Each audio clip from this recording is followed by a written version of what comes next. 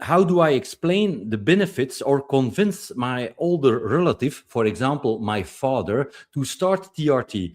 Because it was a friend of mine actually who said, oh, my father would really benefit from TRT, but he does not want to start off with that. And he told me, I'll just overcome low testosterone naturally. So what to say to that Right. older relative?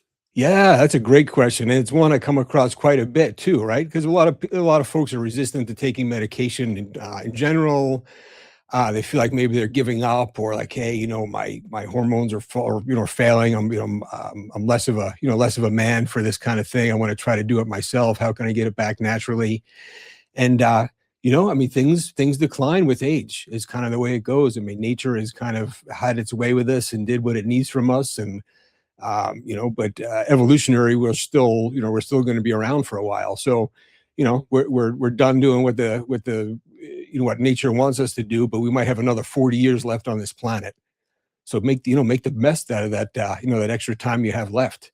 Everyone needs their own buy-in for this kind of thing. So trying to sell anyone on anything can be tough. So everyone will end up with their own kind of thing that will get them to do what they want to do.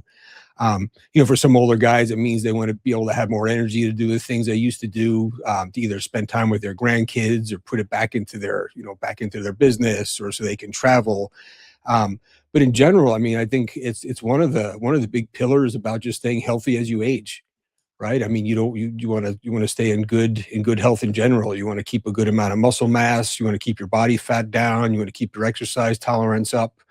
And testosterone and hormone replacement in general can really aid that, and it can be a big help.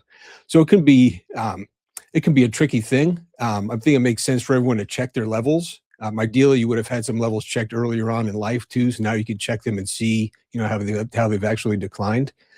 But yeah, I think it's a lot of our older relatives could benefit from that kind of talk without a doubt.